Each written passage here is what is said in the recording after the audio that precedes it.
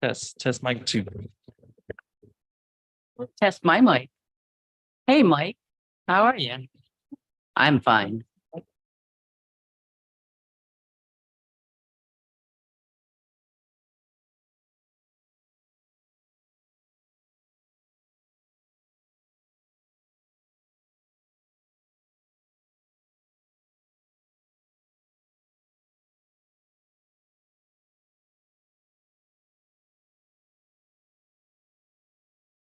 All right, good afternoon, everybody.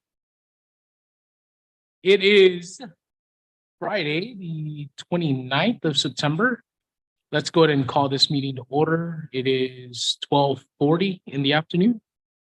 Can I ask our director to take roll?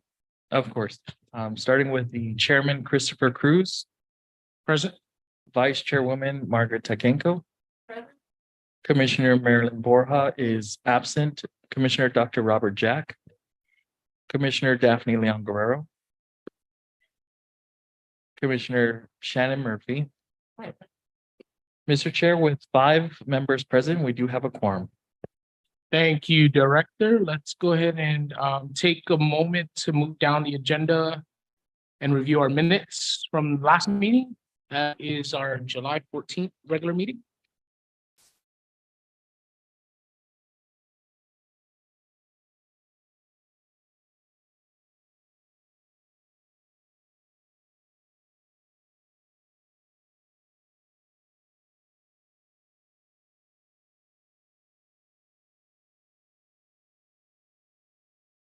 Can I get a motion to approve the minutes?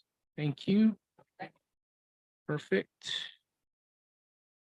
All right, any further discussion? All those in favor of approving our July 14th minutes? Aye.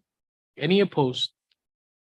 Hearing none, the motion carries unanimously. Thank you.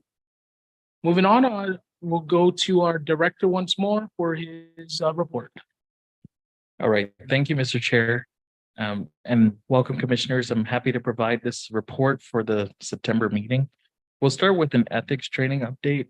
So as you know, like with any other department or agency, we also had to deal with the recovery effects of Typhoon Mawar. So that took a hit on our ethics workshops that were scheduled from the months May through August. Because of the recovery efforts, we weren't able to have any in person, although we did fortunately have our online workshops that were still available on the commission website. So immediately following the typhoon in June, we had just a few. I think many were still trying to get their internet services reconnected, so that was understood. July picked up a little bit, up to 50 participants, and then August is when we saw our big jump. We had a total of 191 participants who completed the workshop online. Now, for the month of September, before we close out the fiscal year, we had really stellar numbers. So to share, we had 388 in-person workshops that were successfully completed. And then we, based on the number you see in your report, I actually have an updated number to reflect those that just completed as of today. So that goes to 176. So for the month of September, our total number of participants trained adds up to 564. So we're excited at the number that's returned to see that, you know, agencies are continuing to avail of the workshops and work towards meeting that mandate for the required ethics training. If there are no questions on the update of the report numbers, I'd like to move to the Ethics and Leadership UOG pilot program. So I am in receipt of an email from the UOG School of Business and Public Administration Dean, Dr. Roseanne Jones, who was seeking approval by the commission to continue its pilot of awarding ethics and leadership certificates to students enrolled in the PA 405 Leadership Ethics in the Professions course at the university. So to recall what the commission did, I think it was back last calendar year where the university approached us about introducing this program to its students. And then at the end of the course, the students would all receive a completed certificate. Within those program rules, I think the commission outlined that wanted something more sustainable. And so we asked the university to begin exploring incorporating this as a course requirement. So that means for the fee specifically that they would put in the paperwork to incorporate that as a course fee. I don't believe that the university moved in that direction. They're seeking that the commission would just grant sort of a waiver of fees.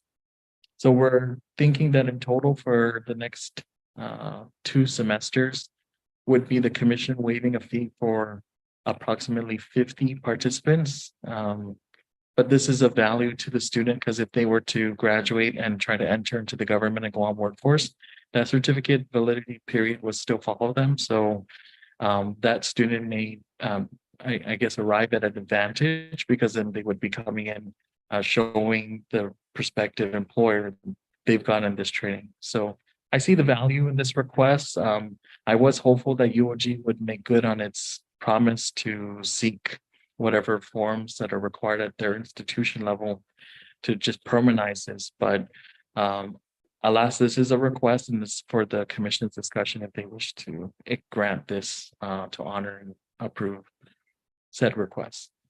So I'm open to any questions.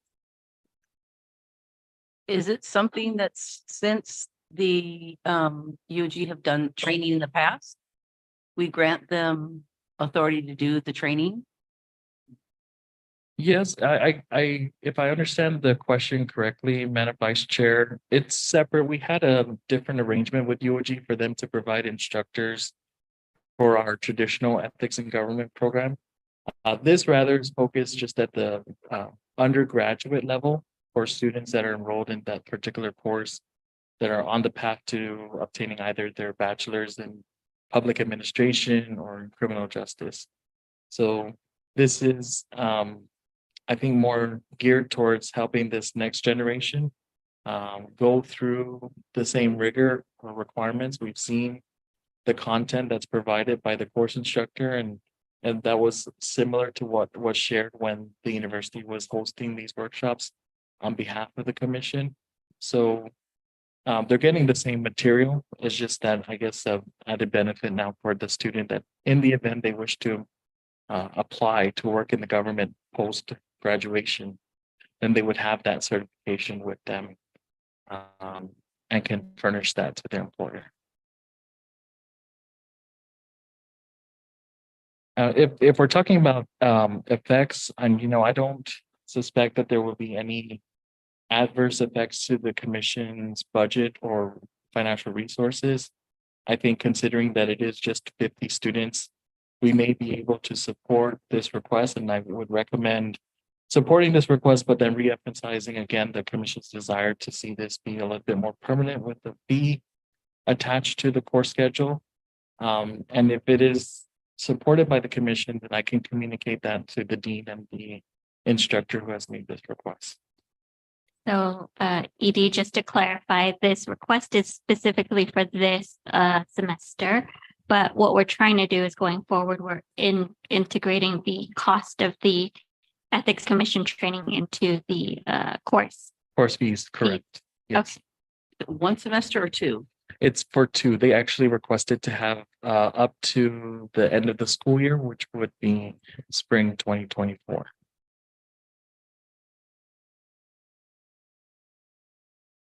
How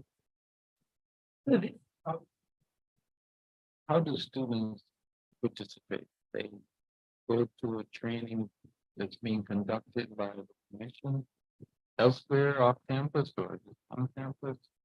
Excellent question, Dr. Jack. Actually, it's a course that's required for a particular degree program. The instructor of the course used to provide ethics training for the commission. So they're incorporating within their lesson plans the materials that need to be covered. And so the request is, since that's already being provided, could we extend a certificate upon the student's completion of that course, since they're meeting the criteria for the ethics and government program? So there's no labor. We're not providing labor. Correct. That's okay. That was my original question, the labor. So they just want the certificate. Yes, our office would be responsible for accounting for the certificates. So we would do our traditional practice of registering or recording the certificate date and the next expiration. And then we produce the physical certificate, which is issued to the student. So, I'm not going to say there's no cost, but the cost is minimal on our part. The instructor is doing it and compensated already as part of their compensation package as being an instructor at the university. We're just paying for the certificate. Do we have some kind of way to test them out or something like that to make sure that they've gone through all the material? Yeah, that's a great question. We do have exam measurement tools that we use on our online modules that could be replicated and given to the student to respond.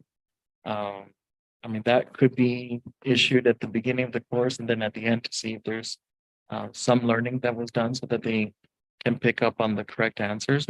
We could do that if the commission desires that we have a level of assessment. And I actually agree with that. I think beyond just them getting this approval, if we can incorporate not just the student learning assessment, but we can also incorporate the evaluation of the course and get feedback from the students if they find it helpful or otherwise. I think that feedback from the students will be important when we have those continued conversations with the university about whether this should continue or if there may be some program requirement changes that would make this a better partnership between us and the university. Thank you. So I just had a question. How much do we charge per class? For the 4-year certification, it's an $80 course fee. Maybe we can do a cheaper, let's let them have a discount, a student discount or something. Because they're actually not taking anything away from us because they would not be our students anyway. I mean, our participants, because they're not working for the government of Guam yet, right? Correct. So I'm just thinking that might be an incentive for them to make a long-term Yeah, thing, try that. we'll definitely explore that. Ultimately, any fee schedule that's adopted at our level still has to go through the university's Yeah. approval process. So that requires, certain forms be submitted and then there's a time for review at their institutional level. But, I'm open to the commission's direction, but definitely if we want to keep on the track of having some type of student fee for the certificate, then we'll emphasize that with the university to make sure that those appropriate forms are submitted, filed, and approved so that it's reflected in their course schedule.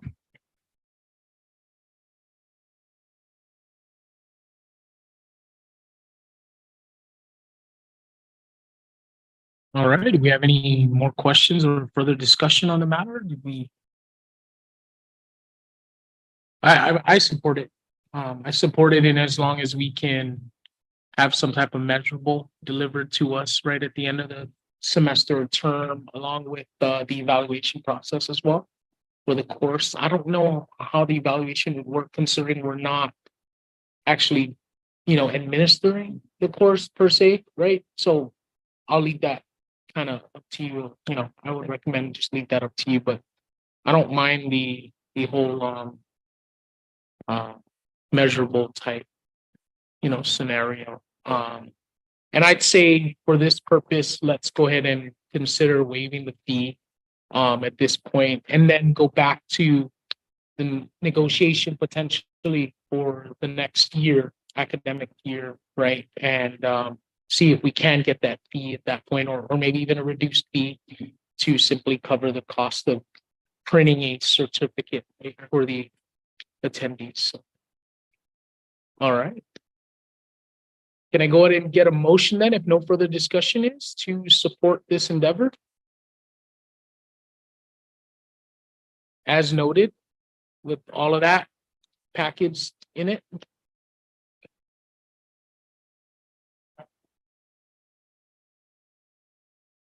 Okay, any further discussion?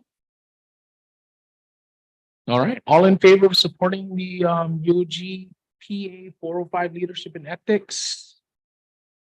All right, aye. Any opposed? No, hearing none, motion carries unanimously. Director, thank you. Thank you, Mr. Chair. Thank you, Commissioners. The next item on my report is to discuss the fiscal year 2024 Budget Act. So this was allowed to lapse into law, which had provisions particularly appropriating to the Guam Ethics Commission. And I've provided a fiscal 24 budget overview to show you of that total amount appropriated to the commission, what categories are being funded and at what levels. And then to break down the cost for contractual supplies, miscellaneous, and telephone, you can see the line items provided there, which add to the total for those object categories. And if there are any questions, this is a general spending plan for the year. Of course, it may be subject to change, but you'll take note that some of the things that were deferred, for example, to stay within the authorized spend level, is deferral of recruitment of the vacant ethics investigation compliance officer 1. So that was recruitment in progress, but unless we get additional support or we find that the caseload is grown to a level that we cannot live without an additional FTE, I'll come back to the commission and make that request. But for now, we're going to defer hiring an additional FTE and instead fund those categories that you see listed on the budget overview.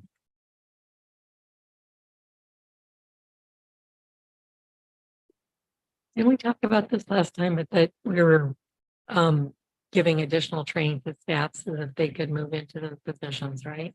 Yes, I'm glad you brought that up. So currently the 3 of us, and that's myself and the 2 investigators, are undergoing the leadership professional and ethics compliance provided by the Ethics Compliance and Initiative. It's a global network.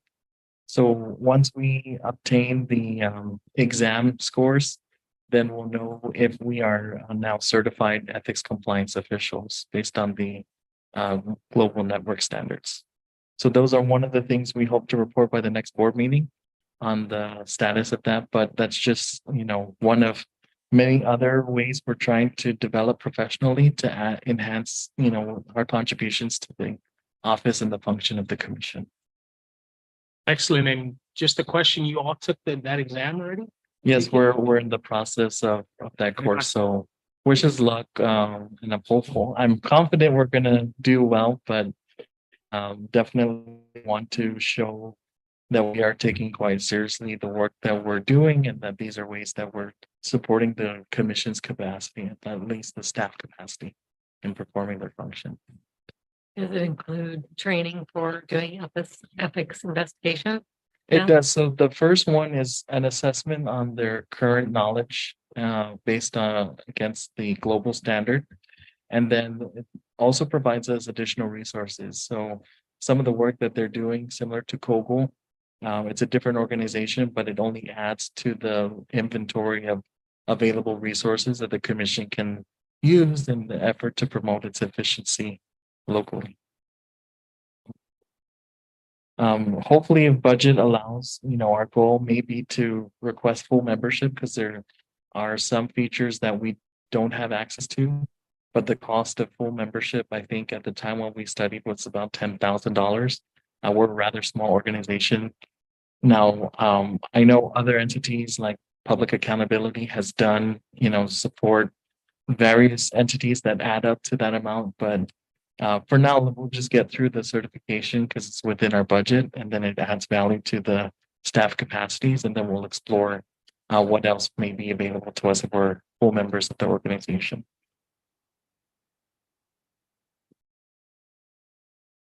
Okay. Any other questions? Can I ask what's in one of these? Sure, of course. Under stipends,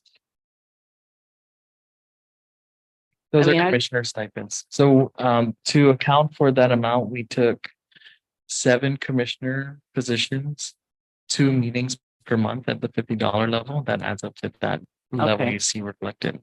So dependent on the commission meeting schedule, that amount could be less and then can be reapportioned to another object category that's decided to be funded. Okay, thank you. You're welcome. I mean, Well, great question. Are there others that I may be able to respond to? I just might add that the total amount that you see appropriated includes, there was some discussion during the deliberation of the budget as a whole. Of course, the legislature had passed an amendment to reduce the commission's appropriations from 531,000 to 405,000. So that's a difference of 126,000. And then at the end of a latter chapter, the legislature by majority vote passed an amendment to appropriate back the 126,000 to the commission. But the source of the funds was from audited surplus of fiscal year 2022 fund balance. That audit has yet to be released for us to ascertain if that money is available and real, but we hope to have that report soon. Traditionally, this report is usually released by June, but due to Typhoon Mawar and other delays, I think many of us in the government are still waiting for that. But ultimately, we're presenting this as a full budget. And then if it turns out that that audited surplus is not available, then I will come back to the commission to show the respective changes to the categories and what we're doing to make up to that level approved by the commission. because as I do that calculation, the stipend's still too high. Okay, Yeah, it should be 8,400. Yeah.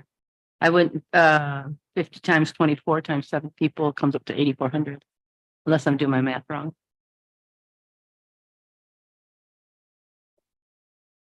Mhm.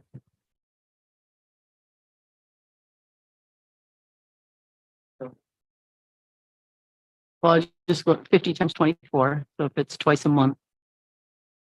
Times 7 people.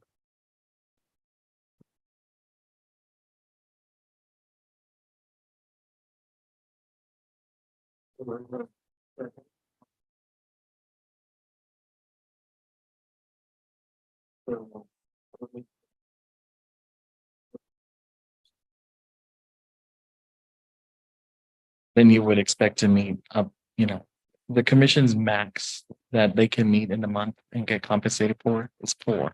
Okay, So we were funding at the maximum of the commission okay, intended, right? Just so that we can account for that expense. okay. Thank you. I would say that's the same as meeting ads then too. The average ads times. The advertisements are, yes, that you see that category grew Going back again also. exponentially. Yeah, so Okay. it, at the time we were, I think only at budgeting about $1,750. But now that's grown to 10,750. So I think it's a combination of factors. It's the frequency of meeting, but also that the cost to produce ads in the paper has gone up for a government customer based on the size. Do we have a printed paper now? There's still one. I thought they stopped too. No, there's still one. Okay, So, we factor in those added costs into the budget spending plan, at least for the upcoming fiscal year. okay, thanks. Are there any other questions on that particular category? If not, I do have a couple more items that I'd like to bring up. So the first one is we just completed now the meeting schedule or the meeting frequency. We've tried to. So this past fiscal year, the commission has met quarterly. So we've met once every 3 months. And then the year before we met relatively monthly. So having experienced both and to help plan for the future, I'd like to inquire with the commission if there was a preference. Our goal and intent is that this meeting, we can set a meeting calendar for the upcoming fiscal year based on the frequency that you set for the board. And then that also allows us to establish timelines for when cases come in, when we need to complete our investigation in order to have it prepared for the review of the commissioners and their scheduled meeting based on the calendar you adopt. So the question I think that I pose to the commission is it the preference of the commission to meet quarterly and sustain what you practiced this most recent year? Or do you wish for us to schedule monthly meetings? And we are open to any feedback.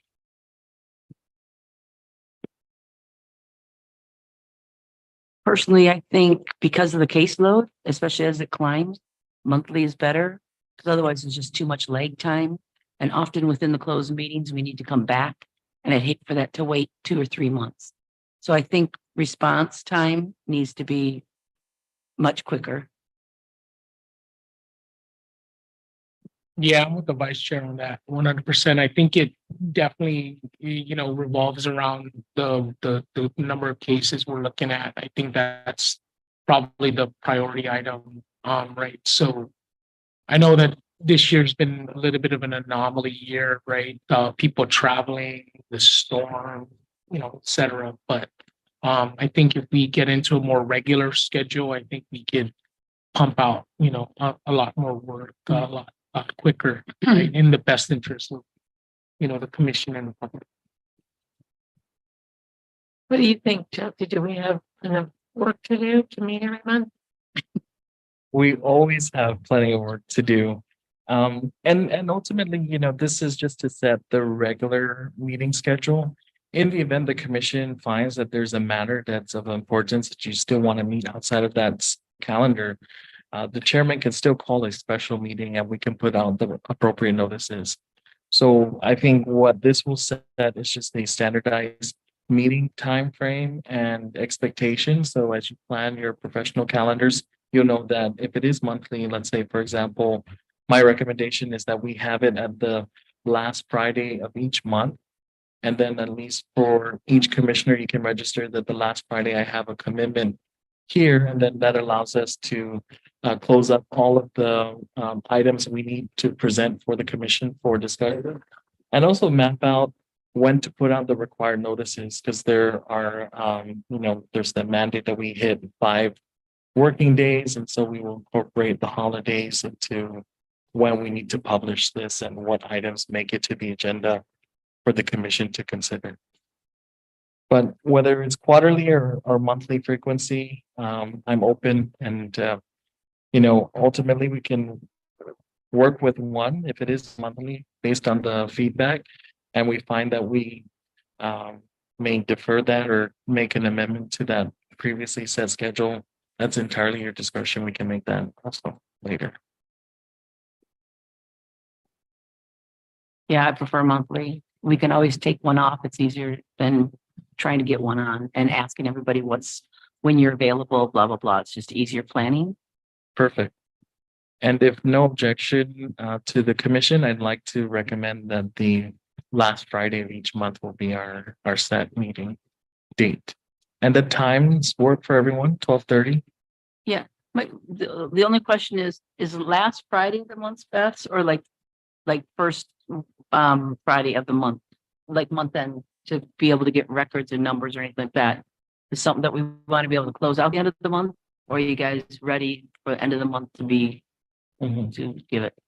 And the only reason why I suggest the last Friday is take, for example, based on the commission's decision today, we're going to start this effective October. So we did the first Friday, we would meet next week, we wouldn't be able to meet the required notices deadline. But if we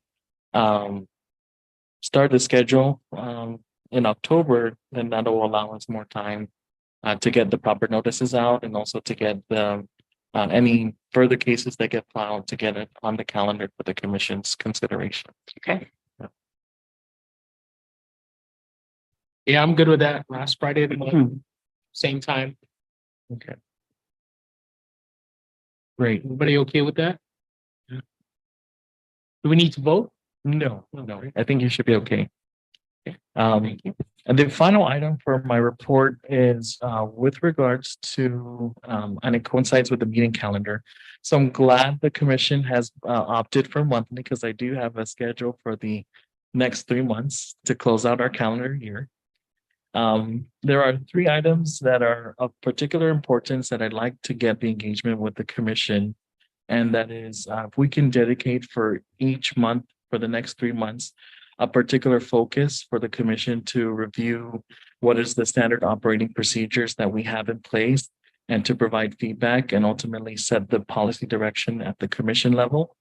To give you an example, the 3 items that I would like to have for discussion are to review the ethics complaint procedures that the office currently has, ethics training procedures, and then overall our operational procedures. So as an example, we could take the month of October. You would have placed on the agenda ethics complaint procedures, and we would go into a full debrief on what the commission staff have in place and as far as our SOPs.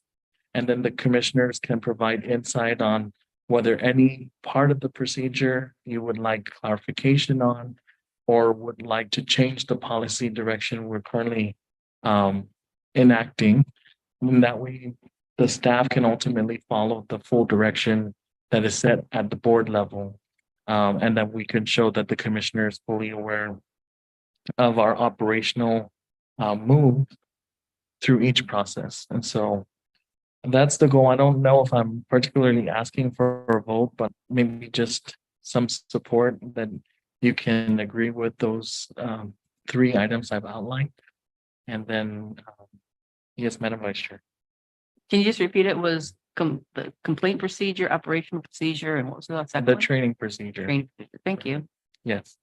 So we've already started developing our SOPs, which we've have written down. We'll share with you those files. And so those are going to be working documents up to the next board meeting. And I guess my only request is to gauge your preference of which you'd like to entertain first among the 3, second, and then what we'll set for discussion in December. And then to recap again in December, we typically have anyway our board annual training. So this is a great time for us to close up our to-do list that was set by the board strategic goals last year, and then to plan for the year ahead.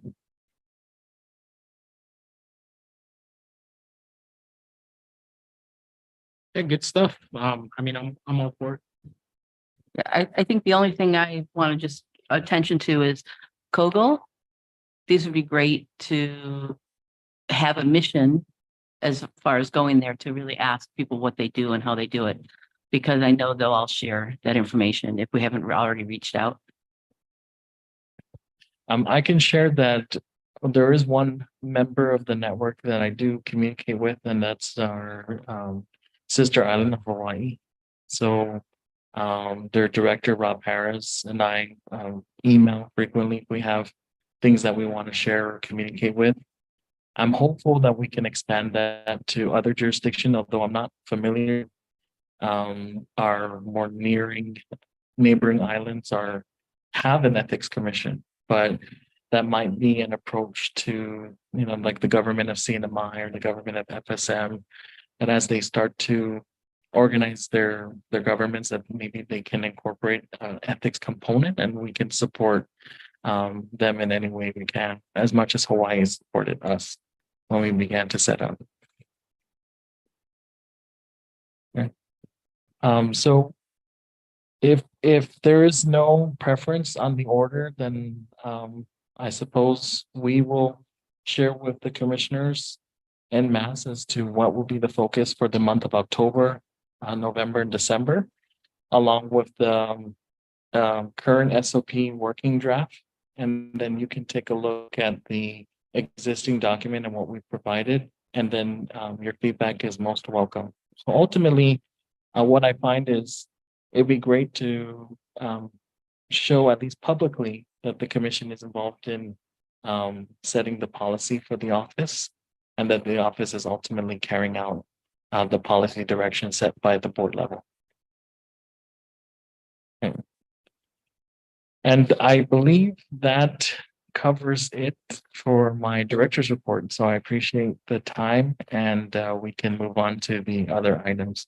Actually, Mr. Chair, like what we had done in the past, if I may request that we proceed to item 6 of the agenda, which is closed proceedings, to discuss the cases that will be acted on under new business.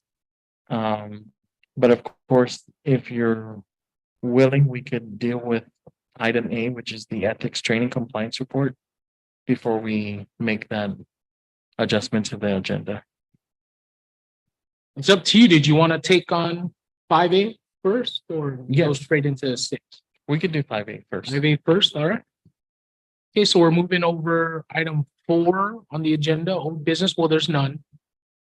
So let's go to the ethics training compliance report. Okay, thank you, Mr. Chair.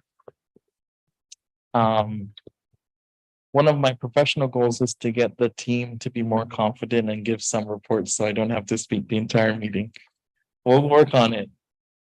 But I'd love to give an update on the ethics in government program, particularly the ethics training compliance report.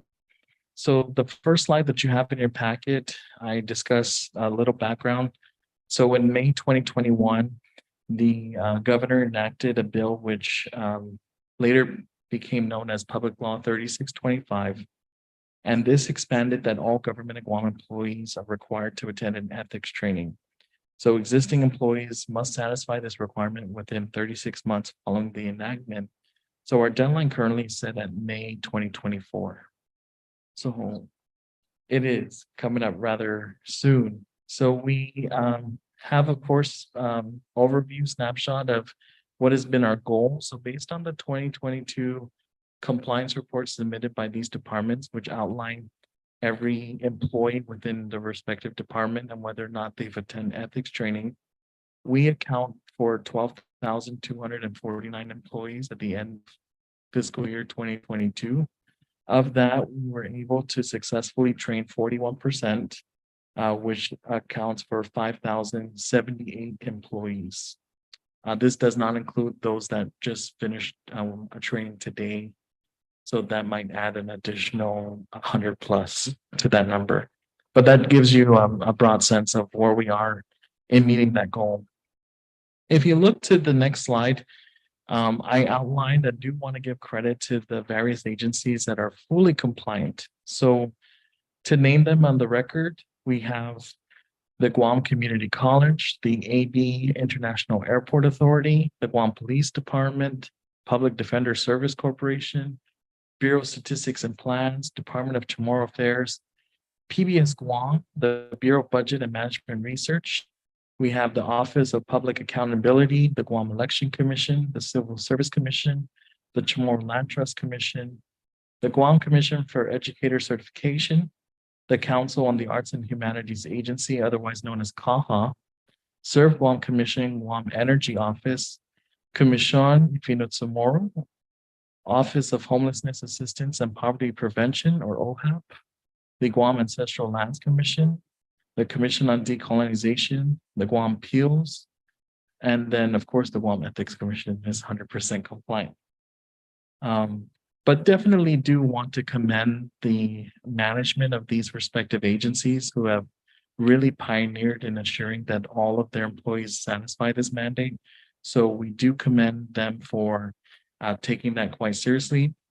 What you don't see and what I shared separately with the commissioners is that there are maybe an additional 10 agencies that are 90% and above compliant, and additional 5 that are 80% and above. So there are, maybe just a handful of other employees that are left for other large agencies to reach this list of fully compliant. But we do want to commend this particular group for meeting the mandate within the schedule that we provided. The next slide is the slide that we are paying particular focus on, and this is agencies with less than 10% compliance. And I think in ascending order, we start with the Guam Department of Education. So DOE, based on our employee count, has about 3,000 plus employees, almost 4,000, I think, if I recall correctly. And they have just 3 employees that met this mandate. Now, we've already communicated with the new superintendent of education. The same message that was shared with his predecessor.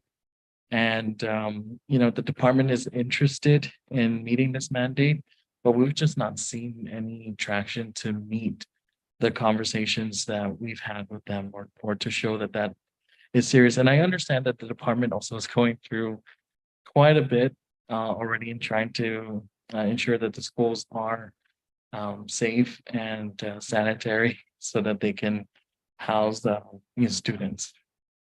Yes. When we first got appointed to the commission before we started our own training, we went to ethics training with the DOE. It was all principals. So there was a whole room full of principals from all over the mountain. Interesting. So I don't remember what year that was, 2020. I don't know, I think we'll get that one up, even when we were appointed, because we were so maybe at least the principals were trained. Their offices. Yeah. Just with. Yeah. Commotion, right? Yeah. Yeah, well, as you know, part of this Public Law 3625 is that every department or agency has to submit their compliance report to the commission. In it, they would write every employee by name, their job title, and then to answer the question, did they attend ethics training, yes or no? If yes, with who? So it's actually based on their own self-reporting that we're using that analysis of just 3 employees. When I did communicate with the current superintendent, he was able to fulfill the mandate for himself to ensure that as an appointed official, he met the requirement before the 90 days was up. And the hope is that this will trickle down now to all the employees. But if you take into perspective our 41% compliance rate, GDOE alone would add another 30%. So it's a big chunk of the overall mandate. So we're going to do our best to see how else we can send that message and get that through. We've also considered if we may need to appear before their Board of Education and see if that might be another avenue to pursue and just sharing with the board the mandate and then seeing that management fulfills that. But we remain available and we're going to continue to work at this and hopefully get those numbers through by DOE. Other departments that we have less than 10% compliance is the Guam Customs and Quarantine Agency, the Department of Administration, the Department of Youth Affairs, the Public Library System, the Office of Veterans Affairs, Department of Labor, the University of Guam, and the Department of Agriculture. But I can say that as recent as yesterday, I know I've had a conversation with each of these agencies and they are actively taking steps to ensure compliance. So we are seeing their names populate in our upcoming workshops. So I imagine that even after the month of October, many of the departments that I just recited are going to move out of this category and into hopefully fully compliant. But this is just to share our goal for meeting that legislative mandate. And so the final one is the next steps. So we're at a crossroads right now. We're obviously going to continue to offer these workshops just so that you're aware. We anticipate sending out a request for proposal that is to solicit anyone interested in becoming an instructor or provider for the ethics training. We're soliciting proposals and we will evaluate those proposals and eventually award the contract for those trainers to help augment the number of workshops that we need to host. At minimum, we're planning to host monthly. So once a month, we're going to have up to 200, 300 participants that are going to go through this workshop. And that's to add to the online, which, is available 24/7, 7 days a week. So that will continue to be available. We are now phasing into the enhancements to the workshop. What we're going to see is that there are going to be more officials that are coming back for recertification for refresher courses. So we're looking at adding another element of the workshop that's now focused for participants who have already gone through the standard course and are there for a refresher. So you're going to see part of our goal is to add a new type of video modules that are available depending on whether this is a person that needs it for the first time. They have the traditional classes currently available and online. Or if you need a refresher, then we're going to have a different course for them. So we're going to enhance it. We also are working with PBS Guam. We'd like to create videos and help expand our online offerings so that rather than them looking at text on a screen and hearing it is my voice, we're going to try to make it a little bit more lively and entertaining, all for the benefit of the participant. I think if we can engage them through these workshops by videos or however else, like we're game, we're down to explore how we can offer that. And it's our hope that maybe at the next national conference with the Council for Governmental Ethics, that we can connect with other jurisdictions that also offer this and to see what capacities they're at and whether or not we can retrieve that back here for us. The final thing for the compliance is that if in the event that we get the full budget at the level approved by the legislature, then I'll just represent to the commission for consideration how we might want to reevaluate the fee. I don't find a need to levy a fee if we're already supported up to the needs of the commission. The fee was set up to augment the shortfall, but if the shortfall doesn't exist, then I will come forward and ask the commission for consideration that the fee, at least for this current fiscal year, be reevaluated or frozen so that we can get more people trained and that wouldn't be a barrier for getting them through. Any question? I was wondering about these, you said you talked to all these agencies that are less than 10%. Yes, Did they mention that they don't have the budget for it? Or did they put it in their budget for this year? I was just many wondering. have like I can say that Department of Revenue and Taxation, Yeah. Guam Office of Veterans Affairs had put them as line items in their budget requests and they're fully funded.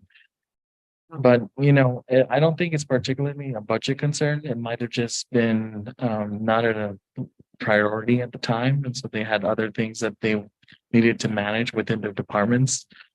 But they are assuring, at least in the conversation I've had with these other directors, wanting to assure the commission that they are going to get through this training and get their staff through and complete. So, and we're giving them all the opportunities to meet this mandate. So, even if they can't meet a live workshop, they could do it online. If they have workers that aren't available in the regular 8 to 5, this really captures them. So there really is no excuse for someone not being able to get through a workshop without, I think, simply saying they just don't want to. But I'm encouraged by the conversations I've had. I think we're on track to just yesterday, we disseminated masks to every department head and agency.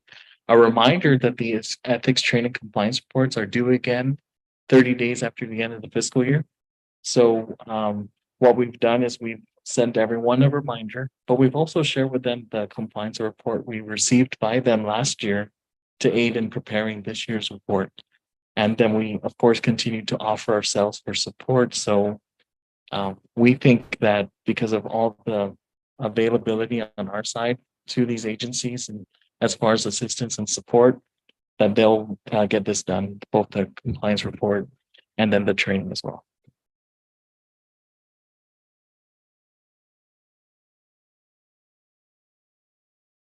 It's very encouraging to see this, long list of people who are fully compliant. Now, how do we ensure that this stays up at 100%? Because with the fully compliant, because employees come and go. So do they have a schedule for making sure that the new ones coming in will? Yes, in fact, Other than the agency head, each agency has identified a particular point of contact and was typically their HR or personnel officer. And so those personnel officers are in constant contact with anyone in the staff to say, hey, these employees just got onboarded and they're now fully full-time employees with our department. We'd like to schedule them with a workshop. And then we continue to remind everybody at the beginning of the year, we send out the full training calendar and then remind them that this calendar is also available on the website. So they can register for both the live workshop or register for the online modules through the Guam Ethics website. And if there are departments that aren't forthright with letting us know that new employees have been onboarded, what we found is that those typically get uploaded on that respective agency's website, their GG ones or their personal actions. So we account for, and we may be able to explore which personal actions show new appointments and then contacting them to say, we were able to assess that there's X number of new employees. We encourage you to register with our office to meet the mandate.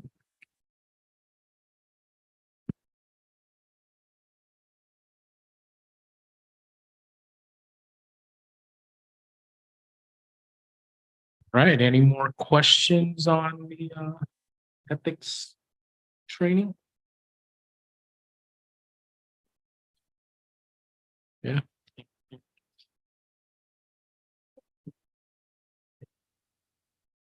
I was teasing Commissioner, just unmute to say we're doing great because only I heard it, but those watching on YouTube might not have heard it or So, think I'm coercing you to say that. so going back to the SOPs, Yes, we might want to just start with training since we kind of have that okay, set up yeah, and knock that one out. perfect. And we'll do so. But thank you for that. And of course, now that we're meeting as frequent as monthly, then be assured that you're going to get these regular updates to see the traction, and you can make a certain discernment of whether or not we're on our way to meeting that compliance. But that's all, Mr. Chair. Thank you, Director. So barring any objections, let's go ahead and move into item 6, closed proceedings. Can I get a motion to do so, please? Move into closed proceedings.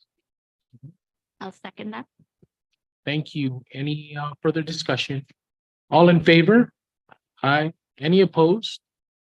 All right, motion carries unanimously. It is 13:33 in the afternoon, and we are in closed proceedings. Thank you.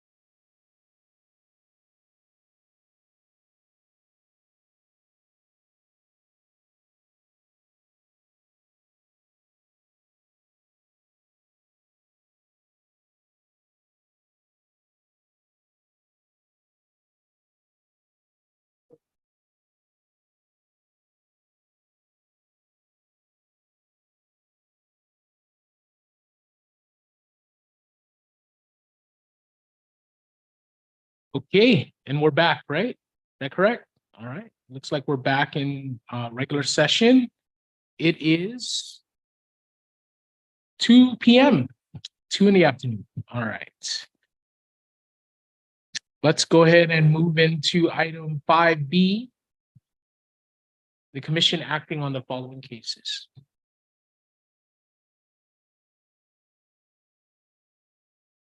Just get right into it. Yeah. The first case the commission will hear is ETH 22004 UT 201. Can the staff please read the draft order? Thank you, Mr. Chair. In regards to ethics case number ETH 22 004 UT 201.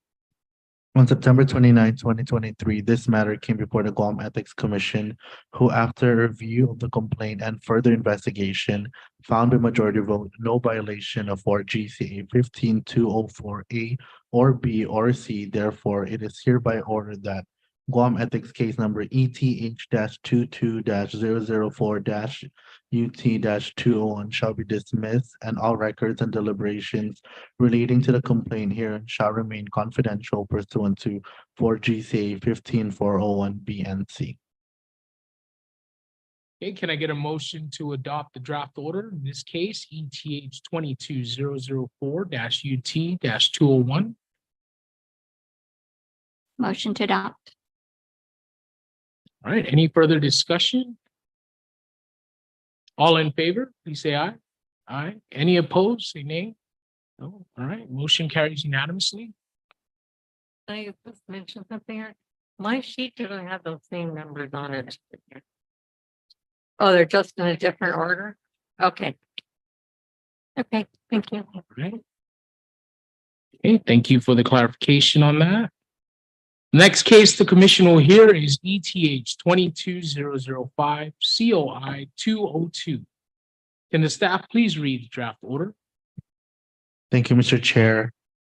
In regards to ethics case number ETH 22 005 COI 202, on September 29, 2023, this matter came before the Guam Ethics Commission, who, after review of the complaint and further investigation, found a majority vote no violation of 4 GCA 15203, 15205A or G.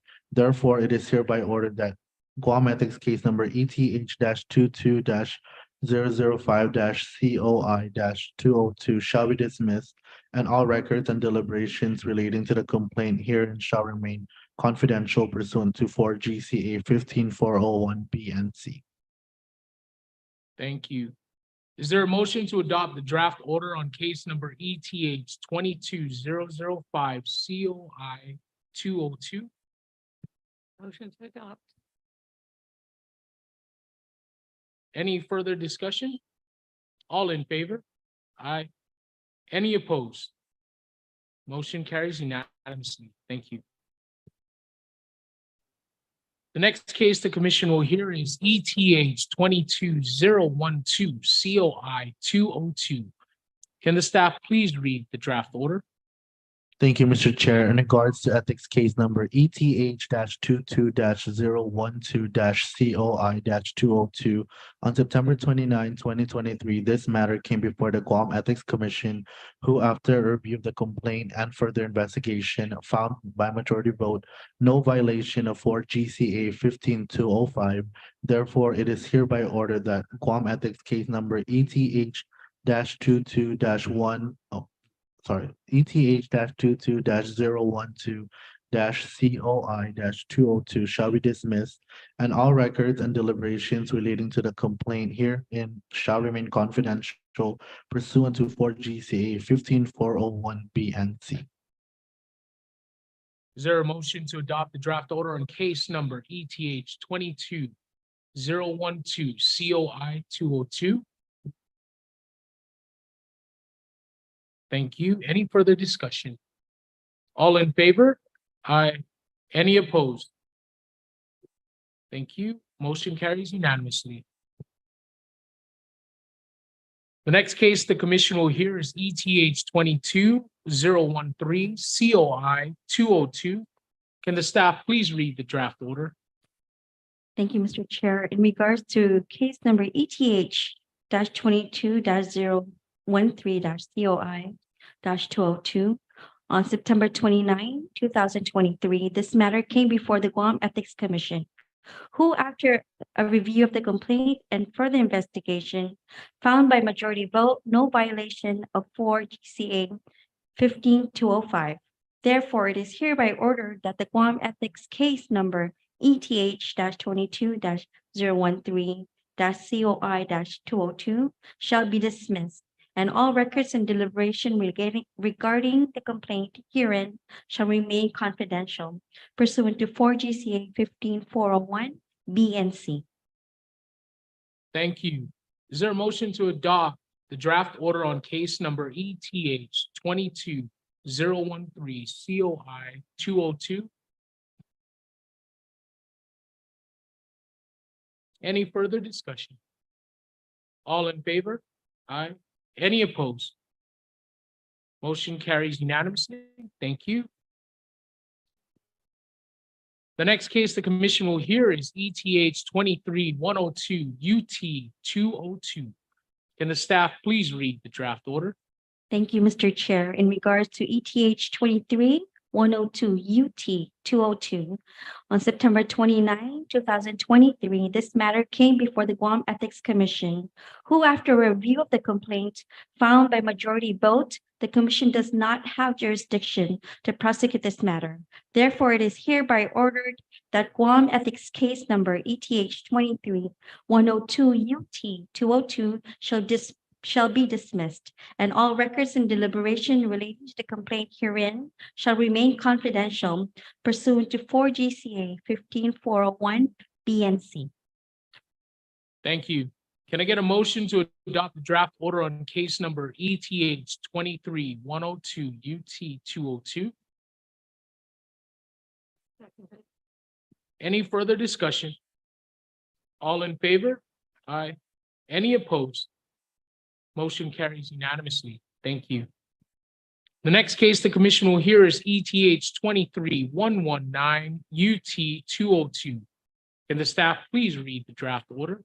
Thank you, Mr. Chair. In regards to case number ETH 23-119 UT 202, on September 29, 2023, this matter came before the Guam Ethics Commission, who, after a review of the complaint, found by majority vote the commission does not have jurisdiction to prosecute this matter. Therefore, it is hereby ordered that Guam Ethics Case Number ETH 23-119 UT 202 shall be dismissed, and all records and deliberations relating to the complaint herein shall remain confidential pursuant to 4 GCA 15401 B and C. Thank you. Can I get a motion to adopt the draft order on case number ETH 23-119 UT 202? Any further discussion? All in favor? Aye. Any opposed? Motion carries unanimously. Thank you. The next case the commission will hear is ETH 23-112 UT 202. Can the staff please read the draft order? Thank you, Mr. Chair. In regards to ethics case number ETH 23-112 UT 202, on September 29, 2023, this matter came before the Guam Ethics Commission, who, after a review of the complaint, found by majority vote the commission does not have jurisdiction to prosecute this matter. Therefore, it is hereby ordered that Guam Ethics Case Number ETH 23-112 UT 202 shall be dismissed, and all records and deliberations relating to the complaint herein shall remain confidential pursuant to 4 GCA 15401 B and C. Thank you. Can I get a motion to adopt the draft order on case number ETH 23-112 UT 202? Any further discussion? All in favor? Aye. Any opposed? Motion carries unanimously. Thank you. Next case the commission will hear is ETH 23-107 OT 202. Can the staff please read the draft order? Thank you, Mr. Chair. In regards to Guam Ethics case number ETH-23-107-OT-202, it will be a referral to the Attorney General's office. Thank you. Can I get a motion to adopt the letter of referral to the Office of the Attorney General in regards to case number ETH 23-107 OT 202? Thank you. Perfect. Any further discussion? All in favor? Aye. Any opposed? Hearing none, motion carries unanimously. Thank you. I'm gonna go ahead and refer the next part to our director. Thank you, Mr. Chair.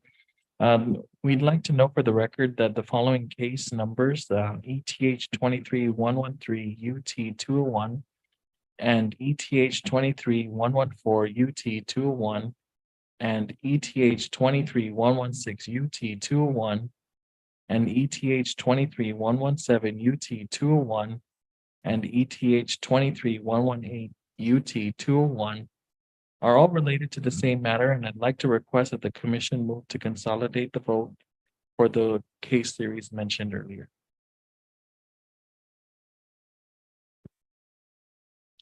Can I get a motion to consolidate the Motion to aforementioned consolidate. cases? I'll second the motion. Okay, any further discussion? All in favor? Aye. Aye. Any opposed? Okay.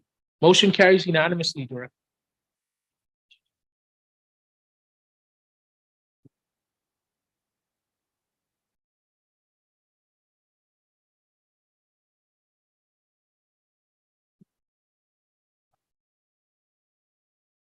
Okay.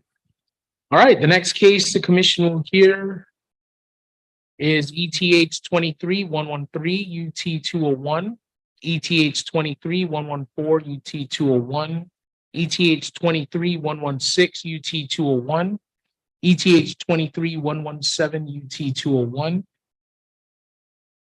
ETH 23-118 UT 201. Can the staff please read the draft order?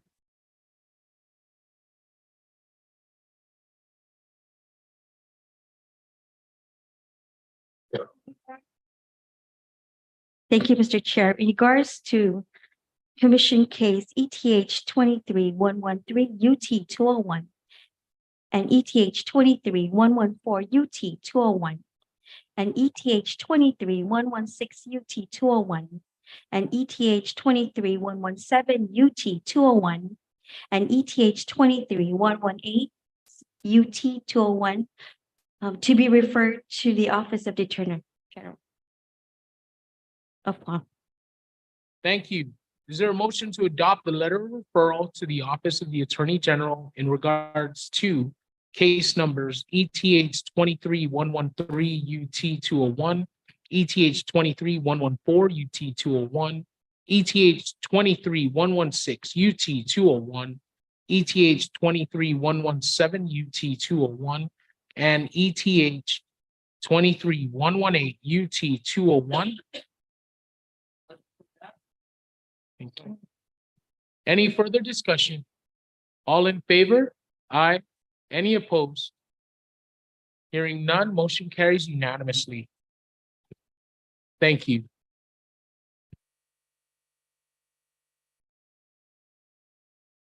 Thank you, Mr. Chair.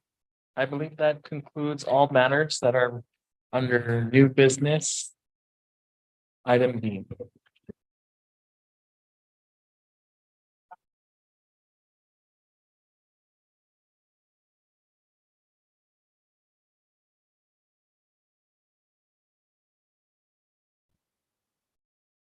Mr. Chair, for case numbers 110, ETH 23-110 OT 201 and ETH 23-115 COI 202, I'd like to request a motion to table that to the next meeting. Okay, can I get a motion to table ETH 23-110 OT 201 and ETH 23-115 COI 202? I make a motion to table these two items. I second it. Any further discussion? All in favor? Aye. Any opposed? Hearing none, motion carries unanimously. Thank you. Any announcements? Item 7. Announcements?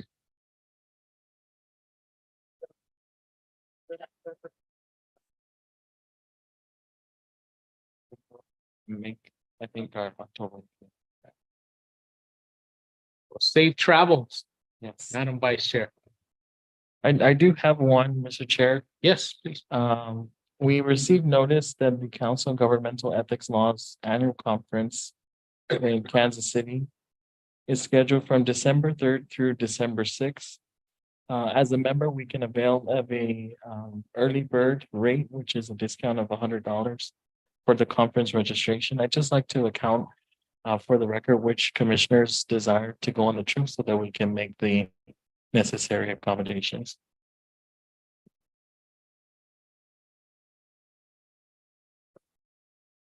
Yeah, plenty of commissioners wanting to go. Right on. Okay. All right. Good, good. I would like to go too if no issues there. Yeah. And ultimately, it's just as long as the commission approves, and again, you've incorporated that as part of the budget request that was reviewed and approved by the legislature. So I think it also meets our goals. And you obviously get a lot of material and content to enhance your capacities at the commission level. So I support sending a delegation out to the conference. Noted on those that have expressed interest today, we'll go ahead and make the necessary arrangements, and then we'll communicate with each individual traveler about the particular dates. But thank you, Mr. Chair. Thank you. Any other announcements? No? All right, hearing none. Can I get a motion to adjourn our meeting? It is 2:17 in the afternoon. Perfect. Can I get a second? All right. Any further discussion? No? All in favor? Aye. Any opposed? We are officially adjourned.